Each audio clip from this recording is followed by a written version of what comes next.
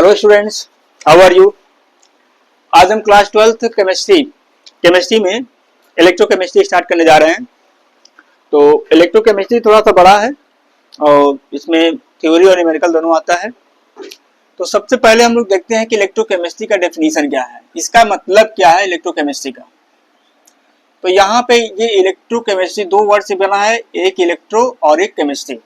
मतलब केमिस्ट्री जिसमें electric current का यूज हो, यानी वो केमिस्ट्री जिसमें हम इलेक्ट्रिक करंट का यूज करें और स्टडी करें, तो उसको इलेक्ट्रोकेमिस्ट्री कहते हैं। इसमें दो पार्ट होता है। इलेक्ट्रोकेमिस्ट्री हम कह सकते हैं कि इलेक्ट्रोकेमिस्ट्री में पहला क्या होगा कि electrical energy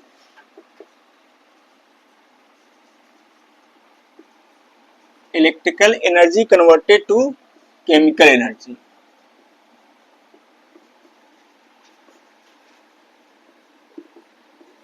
chemical energy of spontaneous reaction.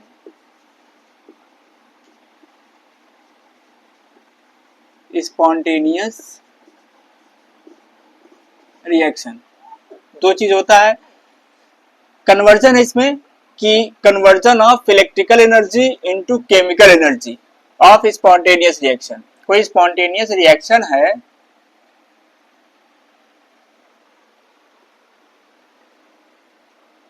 Sorry, इसमें chemical energy to electrical energy, chemical energy to electrical energy of spontaneous reaction. तो केमिकल जैसे एग्जांपल में जैसे टॉर्च में जो बैटरी होती है, सेल होते हैं, घड़ी में जो सेल लगता है वो, तो बैटरी होती है, ठीक है ना। तो बैटरी एग्जांपल है इसका। इसमें केमिकल एनर्जी, कोई भी रिएक्शन हो रहा है तो उस रिएक्शन से एनर्जी जो निकलती है, यानी केमिकल एनर्जी निकलती है, रिएक्शन हो रहा है स्पॉन्टेनियस रिएक्शन। स्पॉन्टेनियस रिएक्शन का मतलब होता है कि वो रिएक्शन अपने आप हो रहा हो। तो वो जब रिएक्शन होगा तो उसमें से केमिकल एनर्जी निकलेगी, फिर वो केमिकल एनर्जी इलेक्ट्रिकल एनर्जी में कन्वर्ट होगी। तो और ये जिस बीकर में होता है इसको इलेक्ट्रोकेमिकल सेल कहते हैं। इसके जो एग्जांपल्स होते हैं, बैटरी होता है, सेल होता है, इन्वर्टर होते हैं, ये सब ये सब में क्या होते हैं, इलेक्ट्रोकेमिकल सेल के एग्जांपल हैं। मतलब बैटरी में क्या होता है, बैटरी या सेल, उसमें केमिकल्स भरे होते हैं, वो केमिकल रिएक्शन करते हैं, फिर केमिकल एनर्जी निकलती है। उससे क्या होता है कि जैसे टॉर्च है तो वो टॉर्च जलने लगता है। तो जलने लगता है का मतलब क्या है कि उसमें इलेक्ट्रिकल एनर्जी होगी ना भाई, इलेक्ट्रिकल एनर्जी देगा तभी तो जलेगा। तो टॉर्च का जलना इलेक्ट्रिकल एनर्जी हुआ। या बैटरी है, बैटरी से चलती है गाड़ी, तो वो भी इलेक्ट्रिकल एनर्जी हुआ। तो जो बीकर होगा उसको हम बोलेंगे इलेक्ट्रोकेमिकल सेल। Electrochemical cell. और दूसरा इसमें क्या होता है, दूसरा पार्ट इसमें होता है कि इसमें भी कन्वर्जन है। कन्वर्जन ऑफ, उल्टा होगा इसका, electrochemical energy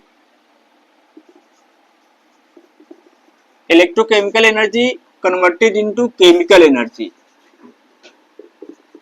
chemical energy of non spontaneous reaction. Non spontaneous reaction, जो रिएक्शन होगा नॉन स्पॉन्टेनियस होगा। नॉन स्पॉन्टेनियस का मतलब क्या हुआ कि जैसे NaCl को वाटर में डाल दिया, तो NaCl पानी के साथ रिएक्शन नहीं करता है, करता है? NaCl वाटर के साथ रिएक्शन नहीं करता है, लेकिन आप इसमें अगर इलेक्ट्रिसिटी पास करते हो, यानी इसका इलेक्ट्रोलिसिस करते हो, इलेक्ट्रोलिसिस यानी इसमें इलेक्ट्रिक पास कर रहे हो, तो जब इलेक्ट्रिक पास करते हैं तब इसमें क्लोरीन गैस बनता है, हाइड्रोजन गैस बनता है, सोडियम हाइड्रोक्साइड बनता है। ये चीज बनता है तो इसका मतलब क्या हुआ कि ये नॉन स्पॉन्टेनियस रिएक्शन जो कि अपने आप नहीं हो रहा था, लेकिन हम इसमें क्या किया, इलेक्ट्रिकल एनर्जी यानी इलेक्ट्रिसिटी पास किया। तो जब इलेक्ट्रिसिटी पास किया तब ये जो है रिएक्शन हुआ और ये प्रोडक्ट बन गया। तो प्रोडक्ट बन गया तो इसका मतलब क्या हुआ कि केमिकल एनर्जी में कन्वर्जन हुआ। तो इसमें सेकंड पार्ट में क्या होता है कि इलेक्ट्रिकल एनर्जी जो हम इलेक्ट्रिक देते हैं, इलेक्ट्रिसिटी देते हैं, तो उससे केमिकल एनर्जी में केमिकल एनर्जी में कन्वर्जन होता है।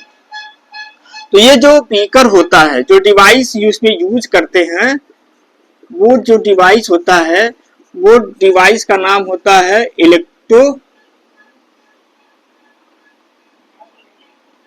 Electrolytic cell.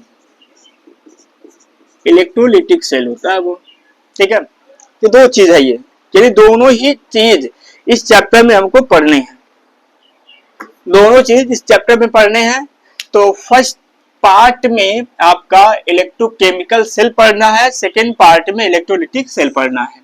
ओके, तो अब इसको हम दोनों को बाइंड करके एक साथ में जोड़ करके इसका डेफिनेशन हम दे सकते हैं इलेक्ट्रोकेमिस्ट्री का। तो इलेक्ट्रोकेमिस्ट्री को डेफिनेशन कैसे डिफाइन करोगे? Electrochemistry is the branch of chemistry in which conversion of chemical energy into electrical energy of spontaneous reaction takes place, or electrical energy into chemical energy of non-spontaneous reaction occurs is called electrochemistry, है ना, समझ में आया? तो electrochemistry में सिर्फ दो type का कन्वर्जन हुआ, एक में केमिकल एनर्जी से इलेक्ट्रिकल एनर्जी जिसको इलेक्ट्रोकेमिकल सेल कहते हैं, और दूसरे में electrical energy to chemical energy जिसको इलेक्ट्रोलिटिक सेल कहते हैं। दो टाइप का सेल हुआ, एक इलेक्ट्रोकेमिकल सेल और दूसरा इलेक्ट्रोलिटिक सेल। ओके, तो ये डेफिनेशन है। डेफिनेशन तो पूछेगा नहीं, तो हम लोग पढ़ते हैं, इसमें स्टडी करते हैं इलेक्ट्रोकेमिकल सेल के बारे में।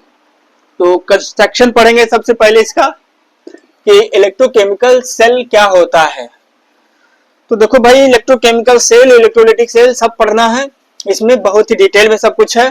तो इलेक्ट्रोकेमिकल सेल में एक बीकर होगा और उसको दो पार्ट में डिवाइड कर देंगे, दो बीकर लेंगे इसमें दो बीकर लेंगे या दो डिवाइस लेंगे, और दो बीकर में हर एक बीकर हाफ सेल कहलाएगा। केमिकल सेल या गैल्वेनिक सेल या वोल्टिक सेल। वोल्टिक सेल तो कंस्ट्रक्शन में क्या है भाई, देखते हैं थोड़ा सा। इसमें दो बीकर है, ये है पहला बीकर इधर लेफ्ट साइड में, दूसरा बीकर है राइट साइड में।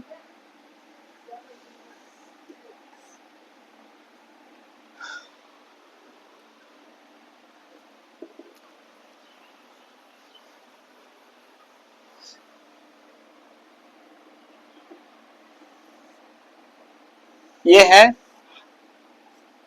दो beaker, they are called half cell. दो बीकर है तो दो मेटालिक रॉड्स होंगे, ठीक है, दो मेटालिक रॉड या दो मेटल स्ट्रिप्स होंगे जिसको हम इलेक्ट्रोड बोलते हैं। तो दो इलेक्ट्रोड्स होंगे, दो मेटालिक इलेक्ट्रोड।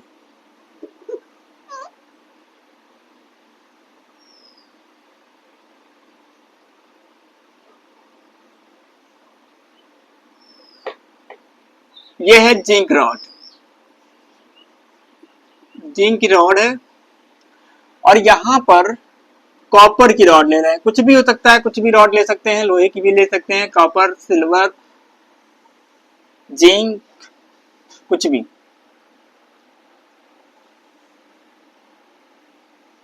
यह है कॉपर की रॉड, Cu, कॉपर की रॉड। अब दोनों को चूंकि इलेक्ट्रिक करंट फ्लो करना है यानी सर्किट बनाना है, तो वायर भी लगेंगे।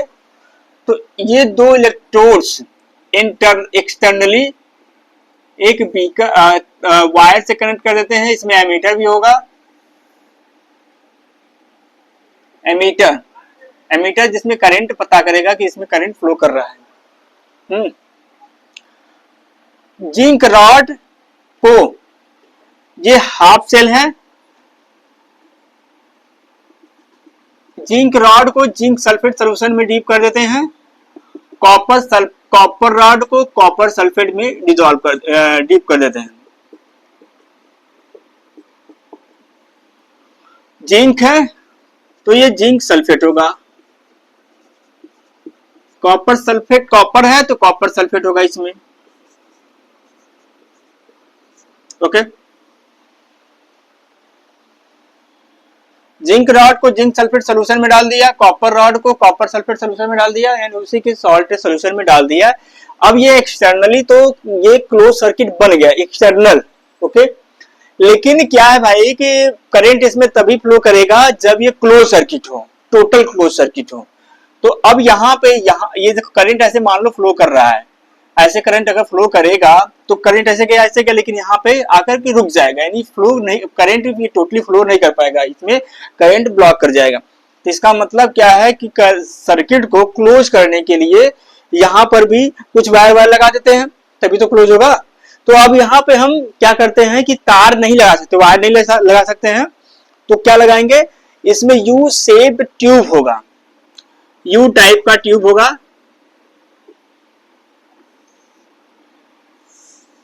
ये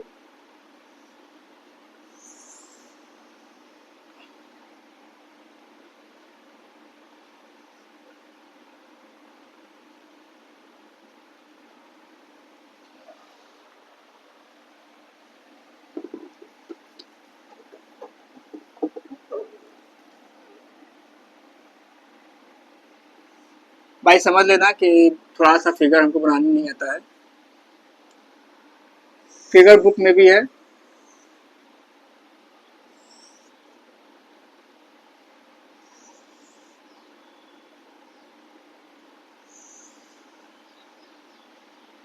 ये यू शेप ट्यूब है, इसमें इसको बोलते हैं salt bridge. This is called salt bridge. Bridge का काम करता है सॉल्ट ब्रिज, कंटेनिंग KCl या पोटेशियम नाइट्रेट, इनर्ट इलेक्ट्रोलाइट इसमें डाल देते हैं। KCl है पोटेशियम नाइट्रेट इन अगर सोल्यूशन। अगर मतलब जो होता है एक सोल्यूशन होता है, वो पेस्ट होता है, उसमें हम डाल देते हैं। तो मतलब इसमें पड़ा रहता है, जेली टाइप का होता है, अगर थोड़ा गाढ़ा टाइप का होता है, कोलाइडल सोल्यूशन।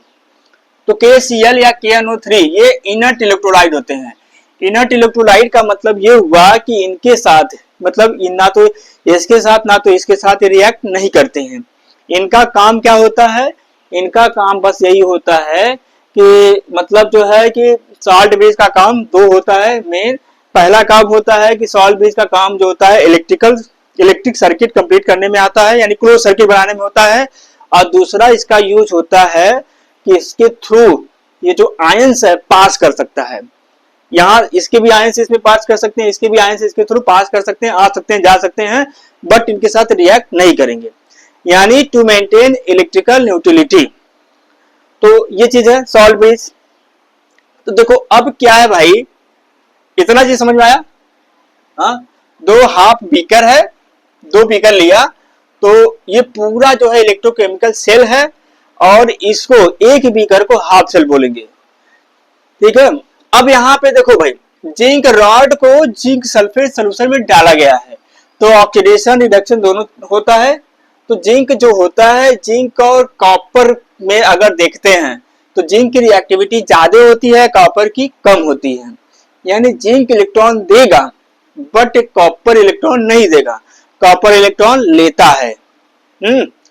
तो जिंक जो है ऑक्सीडाइज हो जाएगा, zinc converted into Zn2+, 2 electron देगा। तो यहां पे ऑक्सीडेशन देखो भाई, oxidation half cell, oxidation half cell. Oxidation जो होता है, ये जो एनोड, एनोड पे हमेशा ऑक्सीडेशन होता है। एनोड पॉजिटिव भी हो सकता है, नेगेटिव भी हो सकता है, लेकिन एनोड पे रिडक्शन या ऑक्सीडेशन दोनों नहीं हो सकता है, सिर्फ और सिर्फ ऑक्सीडेशन होता है। ऑक्सीडेशन मतलब एनोड की पहचान क्या है कि एनोड पे देखेंगे कि ऑक्सीडेशन हो रहा है कि रिडक्शन हो रहा है। तो एनोड पे अगर ऑक्सीडेशन हो रहा है तो वो अगर किसी प्लेट पे ऑक्सीडेशन हो रहा है तो वो एनोड है, अगर रिडक्शन हो रहा है तो वो क्या है, कैथोड है। रिडक्शन अगर हो रहा है तो कैथोड है। तो यहां पे zinc converted into Zn2 plus 2 electron देगा। 2 इलेक्ट्रॉन जो देगा भाई वो इसी पर रह जाएगा, और ये जो जिंक आयन, ये मतलब जो जिंक आयन है वो सोल्यूशन में चला जाएगा, है ना। जिंक आयन सोल्यूशन में जाएगा और इलेक्ट्रॉन इसी पर रह जाएगा, तो इसीलिए यहाँ पे क्या होता है, नेगेटिव चार्ज हो जाता है, और ये एनोड होता है। एनोड, हाँ, ये एनोड होता है। जिंक रॉड एनोड का काम करेगा, इसके पास इलेक्ट्रॉन होगा। अब ये जो इलेक्ट्रॉन है, ये इलेक्ट्रॉन कहां जाएगा, इधर जाएगा। तो जब इधर जाएगा तो इसके ऊपर इलेक्ट्रॉन आएगा। अब क्योंकि यहाँ पे कॉपर सल्फेट है, copper sulphate ion, copper sulphate जो है, कॉपर मतलब सोल्यूशन में जाएगा, सोल्यूशन में डिसोसिएट हो जाएगा। कॉपर सल्फेट जो है वो सोल्यूशन में Cu2+ आयन के रूप में रहेगा। यहां से इलेक्ट्रॉन आया तो इस इलेक्ट्रॉन को वो क्या करेगा, ले लेगा। यहाँ पे इलेक्ट्रॉन ये लेगा और इसको ले करके डिपॉजिट हो जाएगा। यहां इसके सरफेस पे copper ion, copper ion electron लिया और कॉपर में कन्वर्ट हुआ। तो ऑक्सीडेशन रिडक्शन हाफ सेल,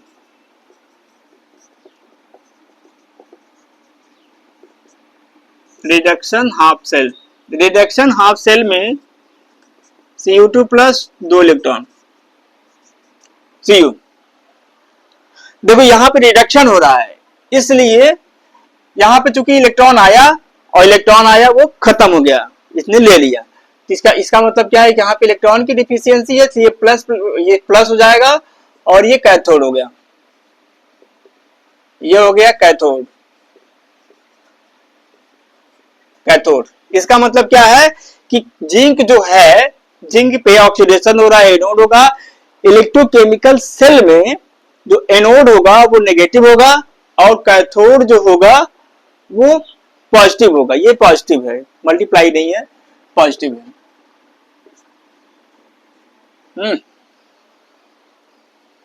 ये हुआ। अब यहां पे देखो जिंक आयन, जो इलेक्ट्रॉन का जो डायरेक्शन है वो फ्रॉम जिंक टू कॉपर है, और करंट का डायरेक्शन जो हुआ है हमेशा इलेक्ट्रॉन से क्या होता है, अपोजिट होता है। करंट का डायरेक्शन जो होता है, अगर इलेक्ट्रॉन लेफ्ट टू राइट अगर जा रही है तो करंट राइट टू लेफ्ट जाएगी, ठीक है। तो इलेक्ट्रॉन इस डायरेक्शन में जा रहा है तो करंट क्या होगा, इस डायरेक्शन में जाएगा, इस डायरेक्शन में, है ना। करंट आपका किधर से किधर जाएगा, कॉपर से जिंक की तरफ, ठीक है। तो अब इसमें जो एमीटर में जो ये नीडल है वो इंडिकेट कर रहा है कि किस डायरेक्शन में करंट फ्लो कर रहा है। तो ये रिएक्शन होने लगा, तो रिएक्शन की वजह से इसमें करंट फ्लो करने लगा, ठीक है। अब यहाँ पे देखो कुछ समय के बाद ये जो जिंक आयन है, यहाँ पे एक्सेस जिंक आयन हो जाता है, और यहाँ पे कॉपर सल्फेट आयन में, कॉपर सल्फेट में ये कॉपर आयन जो है किसमें, मतलब रिड्यूस होकर के इसके ऊपर सरफेस के ऊपर क्या होता है, डिपॉजिट होने लगता है। तो कॉपर आयन यहाँ पे कम होने लगता है, जिंक आयन यहाँ पे ज्यादा होने लगता है, कॉपर आयन यहाँ पे कम होने लगता है। यानी कम होने लगता है मतलब सल्फेट आयन यहाँ पे ज्यादा होने लगता है ना। कॉपर आयन है तो इसके सराउंडिंग में सल्फेट आयन, नेगेटिव आयन की संख्या ज्यादा बढ़ जाती है और यहाँ पे पॉजिटिव आयन की संख्या ज्यादा बढ़ जाती है। तो जब ज्यादा बढ़ जाती है तो और अधिक जिंक आयन यहाँ पे नहीं आ पाएगा, क्योंकि जिंक आयन है तो वो रिपल करेंगे। और यहाँ पे कॉपर आयन की संख्या अगर घट जाएगी तो फिर कॉपर आयन यहाँ पे मिलेंगे नहीं। तो क्या होता है, उस चीज को ओवरकम करने के लिए जो सॉल्ट ब्रिज यूज होता है, सॉल्ट ब्रिज के थ्रू ये जिंक आयन एक्सेस में है, यहाँ पे सल्फेट आयन एक्सेस में है, तो जाकर के एक दूसरे को न्यूट्रलाइज कर देते हैं, जिससे क्या होता है कि यहाँ पे जो एक्सेस केटायन था और यहाँ पे एक्सेस एनायन था, दोनों मेंटेन हो गए, यानी इसके थ्रू जो है इलेक्ट्रिकल न्यूट्रलिटी मेंटेन हो गया इसका। तो सॉल्ट ब्रिज, देखो भाई सॉल्ट ब्रिज भी पूछता है एग्जाम में 1 नंबर में। तो सॉल्ट ब्रिज जो होता है वो क्या होता है, यू शेप्ड ट्यूब होता है। क्या कंटेन होता है भाई, कंटेनिंग इनर्ट इलेक्ट्रोलाइट। इनर्ट मतलब रिएक्ट नहीं करेगा। इनर्ट इलेक्ट्रोलाइट KCl, KNO3 और कुछ भी हो सकता है इन अगर सॉल्यूशन, अगर सॉल्यूशन। इसका यूज क्या है, application,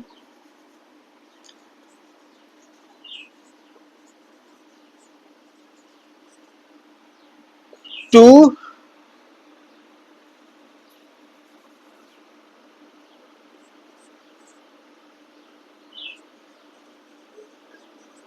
create closed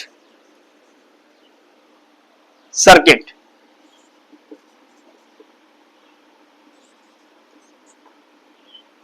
close circuit बनाने में, टू मेक क्लोज सर्किट और टू मेंटेन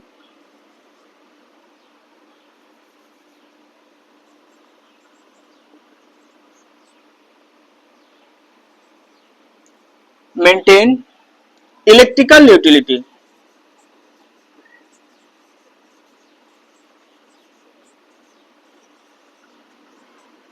इलेक्ट्रिकल न्यूट्रलिटी ये यूज है, ठीक।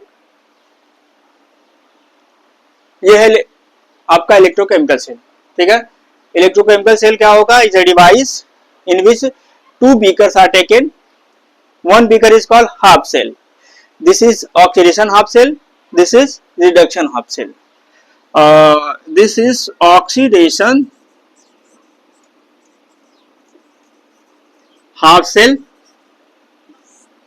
और this is reduction half cell.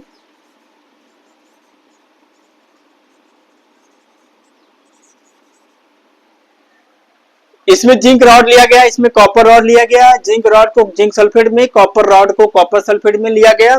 बाहरी से एक्सटर्नली हम वायर से जोड़ देते हैं वाया एमीटर या वोल्ट मीटर ले सकते हो।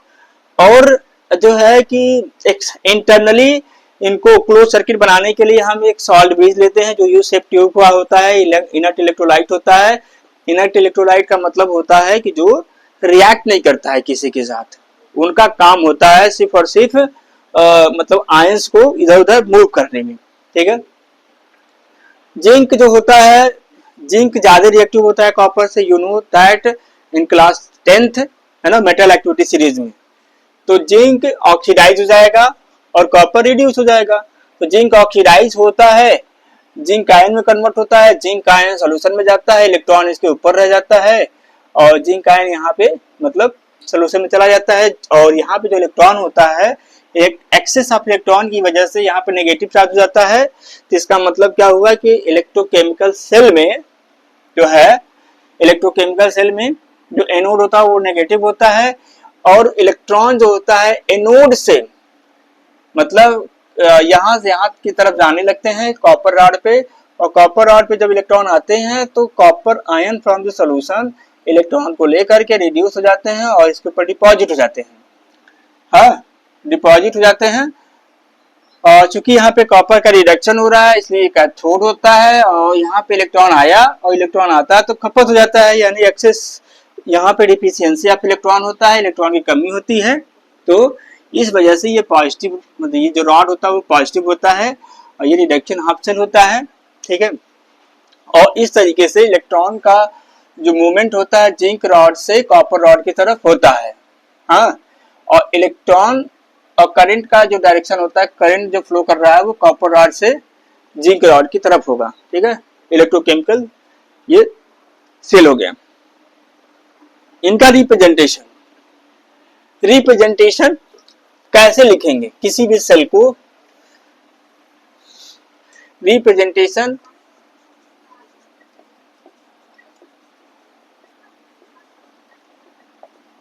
रिप्रेजेंटेशन क्या होता है भाई? देखो, पहले सबसे पहले आप Zn2 प्लस एक्वस होगा, ये सॉलिड होगा, जिंक क्या होगा? सॉलिड होगा, और Zn2 प्लस आयन एक्वस होगा।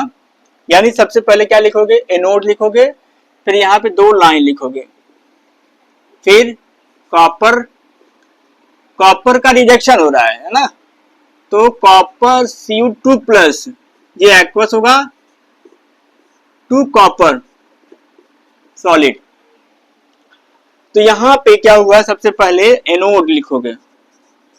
इलेक्ट्रोकेमिकल सेल में सबसे पहले इधर एनोड होता है, इधर कैथोड होता है, बीच में सॉल्ट ब्रिज है, तो इसी को हमने यहाँ पे सिंबल के रूप में लिख दिया। एनोड पहले लिखा, ये दो लाइंस हैं, दो पैरेलल लाइंस हैं हॉरिजॉन्टल, ये होती हैं सॉल्ट ब्रिज, सॉल्ट ब्रिज, और ये होता है cathode. This is the representation, okay. अगर मान लो कोई क्वेश्चन दे दिया जाए इसी तरीके से रिप्रेजेंट कर रहा है, क्वेश्चन मान लो दे दिया सिल्वर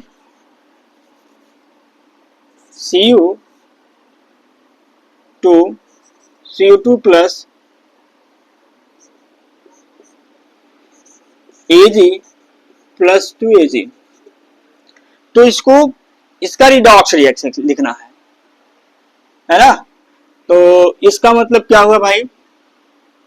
कॉपर का ऑक्सीडेशन होगा, इसका यहाँ मतलब क्या हुआ? ये कॉपर एनोड के रूप में है, यहाँ पे कैथोड के रूप में था, यहाँ पे कॉपर एनोड में है, और सिल्वर जो है कैथोड के रूप में है।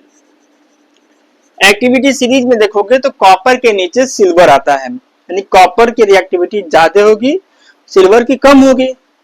तो इसको रिएक्शन के रूप में अगर लिखना है भाई, अच्छा इसका अगर रिएक्शन लिखते हैं ऊपर वाले का, देखो थोड़ा सा इसका भी लिख देते हैं। देखो जिंक जो है, जिंक किस में कन्वर्ट हो रहा था? Zn2 प्लस में। कॉपर किस में कन्वर्ट हो रहा था? Cu2 प्लस में। Cu2 कॉपर का जो है Cu2 प्लस जो है वो Cu में कन्वर्ट हो रहा था, है ना। तो ये होल रिएक्शन है, ये इलेक्ट्रोकेमिकल सेल का रिएक्शन है। Zinc converted into Zn2 plus, Cu2 plus converted to Cu, okay. तो अब उसी तरीके से इसका रिडॉक्स रिएक्शन लिखना है, रिडॉक्स रिएक्शन। तो देखो भाई इसको अलग अलग भी लिख सकते हैं, oxidation half reaction, Cu converted into Cu2 plus, 2 electron देगा। दूसरा सिल्वर, एक इलेक्ट्रॉन लेगा, सिल्वर में कन्वर्ट हो जाएगा, क्योंकि यहाँ पे 2 इलेक्ट्रॉन है तो यहाँ पे हम 2 इलेक्ट्रॉन लिख दे रहे हैं, तो यहाँ पे 2 हो जाएगा, यहाँ पर भी 2 हो जाएगा। दोनों को जोड़ दो, तो दोनों को जोड़ दोगे तो ये हो जाएगा Cu2Ag plus Cu2 plus 2Ag, ये हो जाएगा। ये रिएक्शन आ रहा समझ में? कोई दिक्कत? थोड़ा थोड़ा समझ में आ रहा है?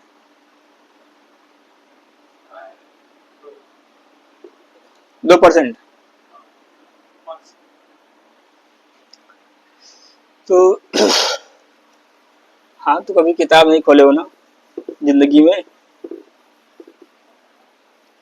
ये था इलेक्ट्रोकेमिकल सेल।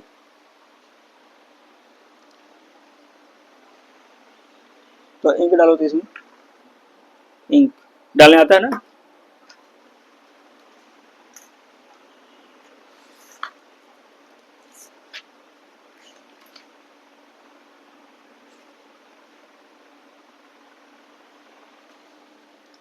अब यहां पर जो है एक्सटर्नल, इसका जो है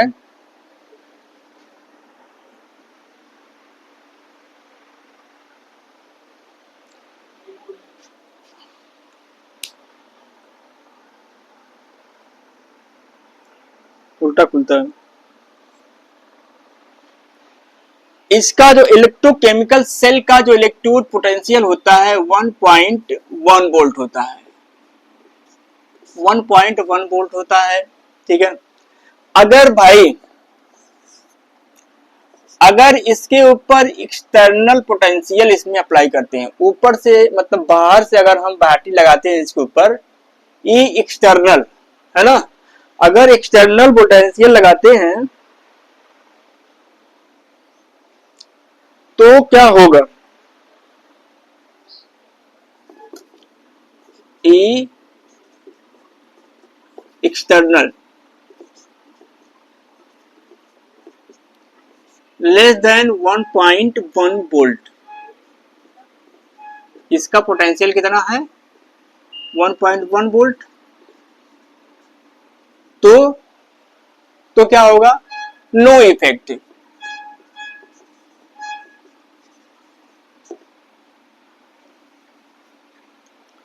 दैट इज जो करंट है I flows from zinc rod to copper rod, है ना। मतलब जो है अगर एक्सटर्नल पोटेंशियल अप्लाई कर रहे हो और वो जो है एक 1.1 वोल्ट से कम है, तो जब 1.1 वोल्ट से कम रहेगा तो कोई फर्क नहीं पड़ेगा। ठीक है, कोई फर्क नहीं पड़ेगा, जैसे हो रहा था वैसे होगा। और दूसरा अगर है ई एक्सटर्नल, एक्सटर्नल पोटेंशियल अगर है 1.1 वोल्ट के बराबर है, तब क्या होगा, अगर दोनों इक्वल हो गया तब क्या होगा, तो इक्विलिब्रियम हो जाएगा।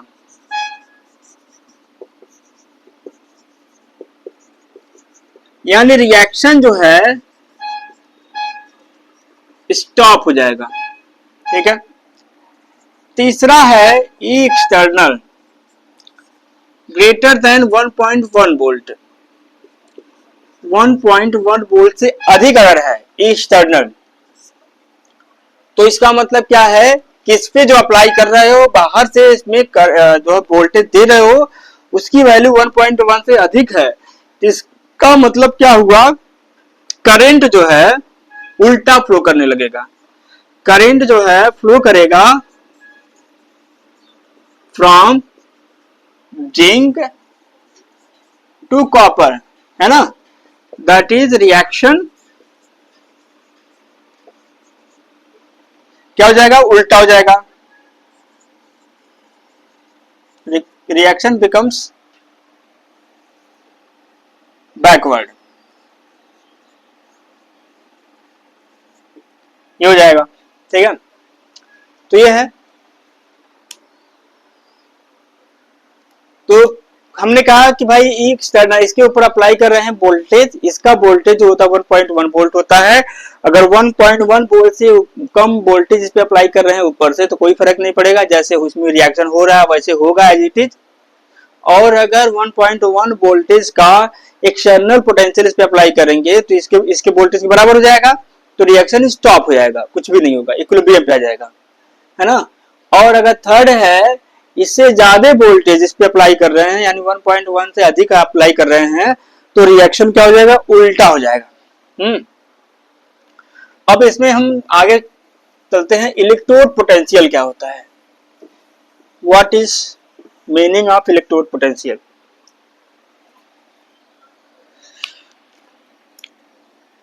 Electrode potential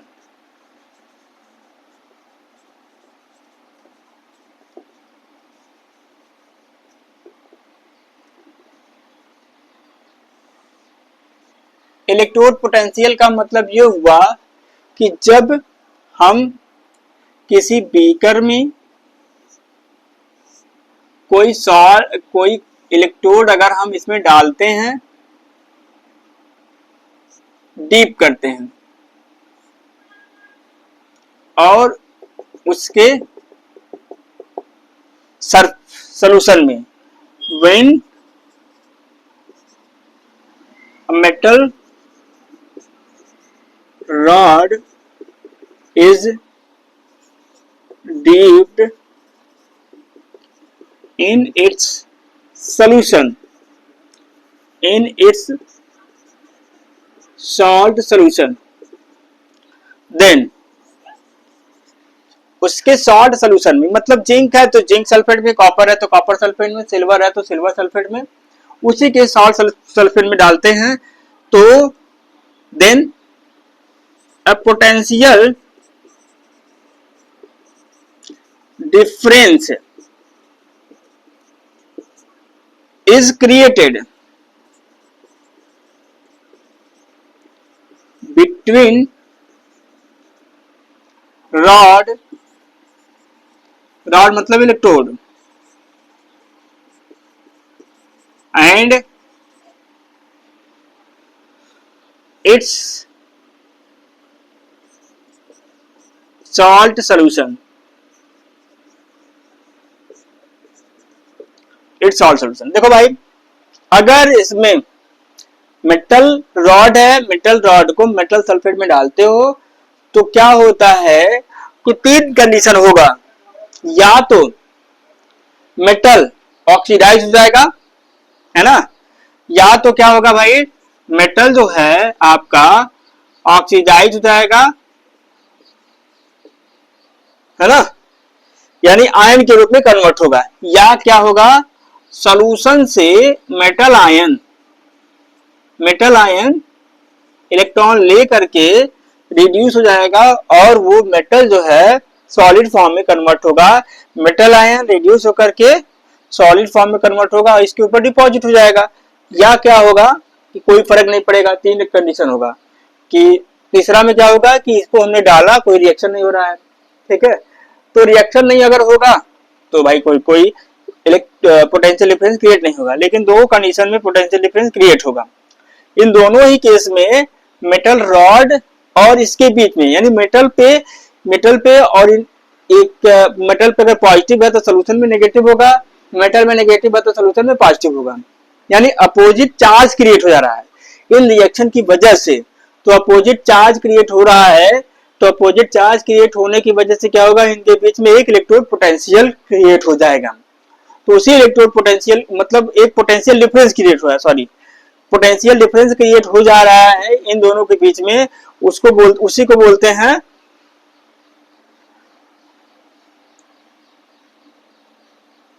so it is called electrode potential.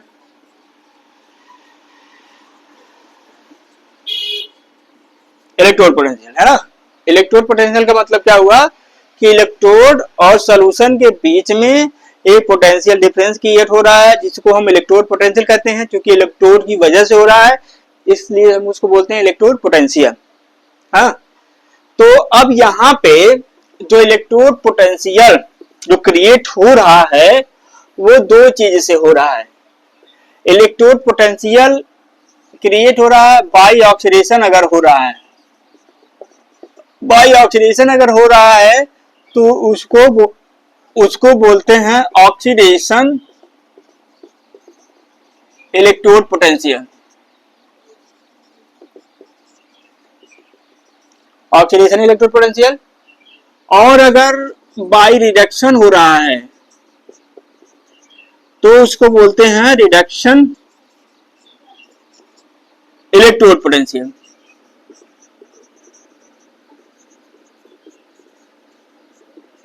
Reduction electrode potential, हाँ, ऑक्सीडेशन के कारण हो रहा है तो ऑक्सीडेशन इलेक्ट्रोड पोटेंशियल, रिडक्शन के कारण हो रहा है तो रिडक्शन इलेक्ट्रोड पोटेंशियल होगा।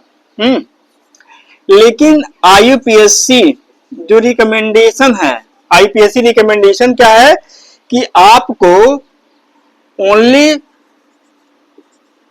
We use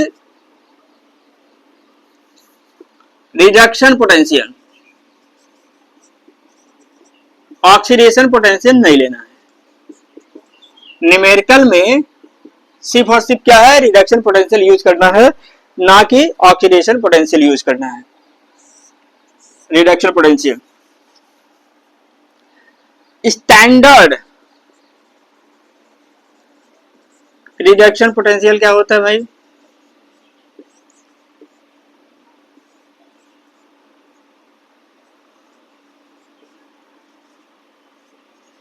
SRP, standard reduction potential. देखो यहां पे जो रिएक्शन हो रहा है, मेटल को मेटल सॉल्ट में डाला तो एक इलेक्ट्रोड पोटेंशियल क्रिएट हुआ, ठीक है। तो अब यहाँ पे दो चीज हो सकता है कि जो सॉल्ट सोल्यूशन ले रहा है उसका कंसेंट्रेशन पता नहीं क्या हो सकता है, वो लेने वाले के ऊपर डिपेंड कर रहा है ना, तुम्हारे पर डिपेंड कर रहा है, कुछ भी ले सकते हो। सॉल्ट सोल्यूशन का कंसेंट्रेशन घटा सकते हैं, बढ़ा सकते हैं, अधिक हो सकता है, कम हो सकता है। और दूसरी चीज क्या होती है, टेम्परेचर। टेम्परेचर नॉर्मल टेम्परेचर हो सकता है, रूम टेम्परेचर हो सकता है, या हाई टेम्परेचर हो सकता है। तो अलग अलग टेम्परेचर पे लोगे तो रिडक्शन पोटेंशियल की वैल्यू अलग अलग आएगी। कंसंट्रेशन अगर अलग अलग लेंगे तो भी अलग अलग आएगी। तो उसको ओवरकम करने के लिए क्या है, अब भाई अलग अलग आएगी तो वो एक यूनिवर्सल नहीं हो पाएगा, तो उसके लिए क्या लिया गया, स्टैंडर्ड लिया गया है। स्टैंडर्ड का मतलब क्या हुआ, जो टेम्परेचर है रूम टेम्परेचर पर लेना है। टेम्परेचर जो है 25 डिग्री सेल्सियस लेना है, या इसको बोलते हैं 298 केल्विन, 298 केल्विन पे लेना है। और जो प्रेशर होगा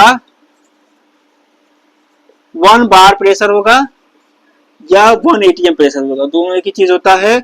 और कंसंट्रेशन ऑफ सोल्यूशन जो लोगे 1 m सोल्यूशन होगा, मोलैरिटी 1 होती है, ठीक है ना। तो इतना स्टैंडर्ड लोगे तो कोई भी कहीं पर भी अगर कोई एक्सपेरिमेंट कर रहा है, अगर वो एसआरपी आप एनी एलिमेंट निकाल रहा है तो क्या होगा, कहीं पर भी निकालेगा तो उसकी वैल्यू सेम आएगी, क्योंकि इस सब चीज को लेके चलना पड़ेगा।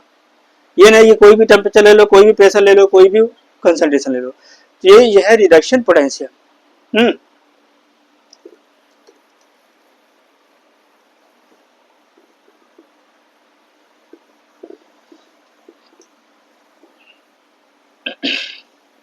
तो समझ में आ गया होगा।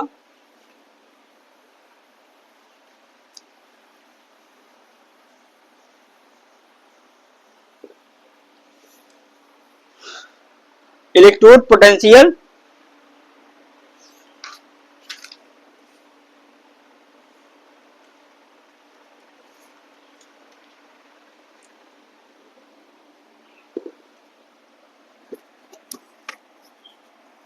इसके बाद है भाई standard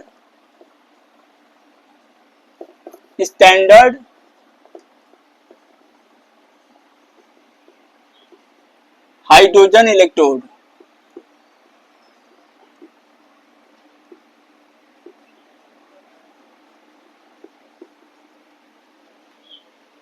SHE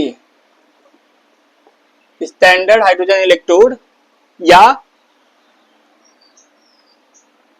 NHE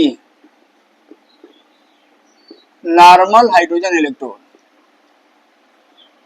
standard hydrogen electrode, ये भी डेफिनेशन आता है कभी कभी 1 नंबर का।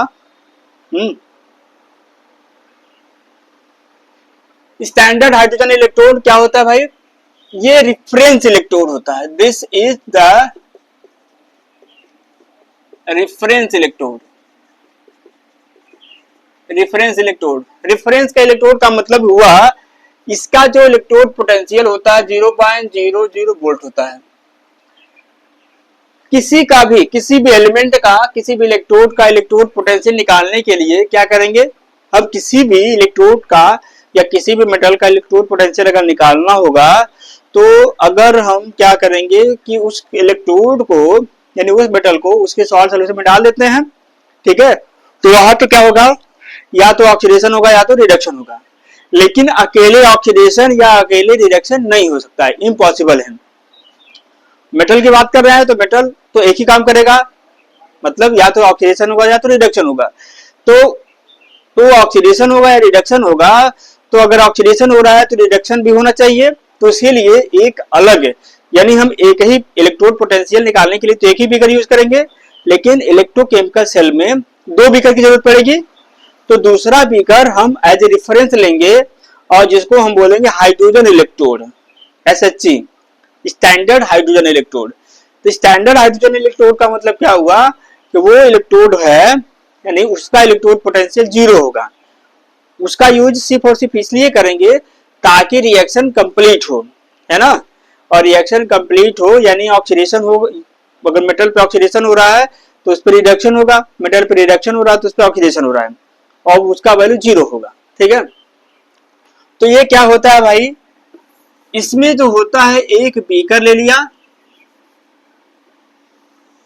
एक बीकर है ये,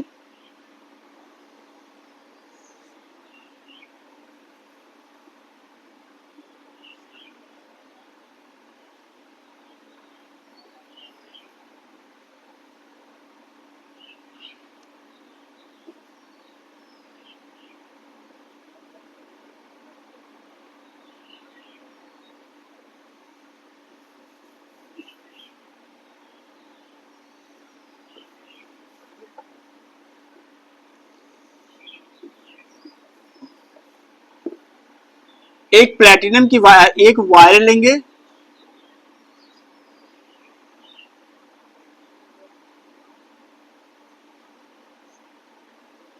ये प्लेटिनम फॉयल है,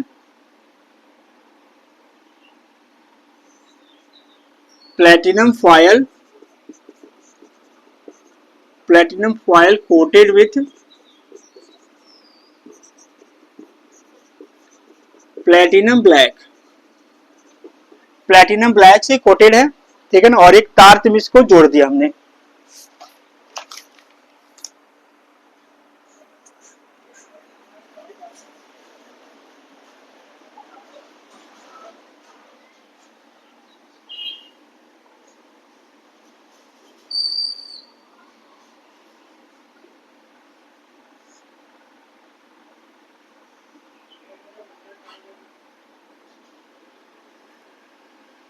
ये कनेक्टिंग वायर है,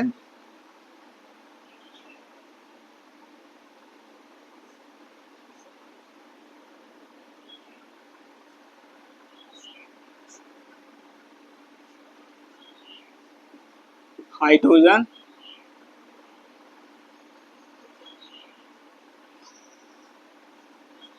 एट 1 बार प्रेशर, हाइड्रोजन इसमें अंदर जा रहा है, इसमें हाइड्रोजन बाहर जा रहा है, ठीक है ना, ये कनेक्टिंग वायर है।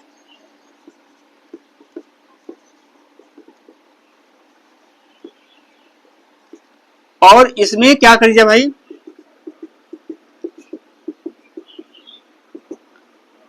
1 mHCl सोल्यूशन है, 1 mHCl सोल्यूशन, HCl सोल्यूशन है जिसका कंसेंट्रेशन क्या है 1 मोलर, मोलारिटी इसकी 1 है, ठीक है। तो हम क्या कह सकते हैं, ये है तुम्हारा hydrogen electrode, standard hydrogen electrode. तो स्टैंडर्ड हाइड्रोजन इलेक्ट्रोड का मतलब क्या हुआ कि एक इसमें प्लैटिनम फॉयल लिया कोटेड विथ प्लैटिनम ब्लैक, है ना, कनेक्टेड बाय कनेक्टिंग वायर, इसको, ठीक है ना, डीप किया 1 mHCl solution, hydrogen gas at 1 bar pressure इसमें क्या हो रहा है, इनपुट कर रहा है, जा रहा है, ठीक है ना। तो इसमें क्या है भाई, platinum foil, platinum foil coated with platinum black is dipped in 1 mHCl solution, hydrogen gas at 1 bar pressure past in solution. ये है तुम्हारा स्टैंडर्ड हाइड्रोजन इलेक्ट्रोड। और टेम्परेचर क्या भाई, टेम्परेचर मेंटेन करना है, टेम्परेचर 298 केल्विन होना चाहिए, इससे ज्यादा नहीं, रूम टेम्परेचर है ना। तो लैब में जो होता है वो रूम टेम्परेचर ही होता है लगभग। ये हो गया। तो इसका जो इलेक्ट्रोड पोटेंशियल होगा वो 0 होगा। तो ये जो होगा आपका ऑक्सीडेशन भी हो सकता है, रिडक्शन भी हो सकता है। तो अगर ये ऑक्सीडेशन अगर है,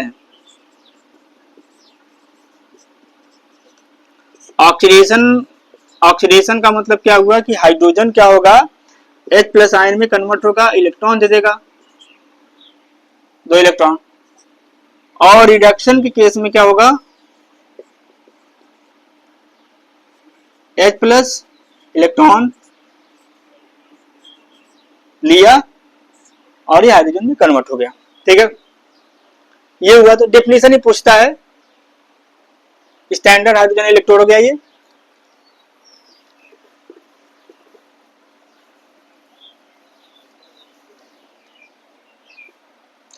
ई सेल या ईएमएफ ऑफ अ सेल,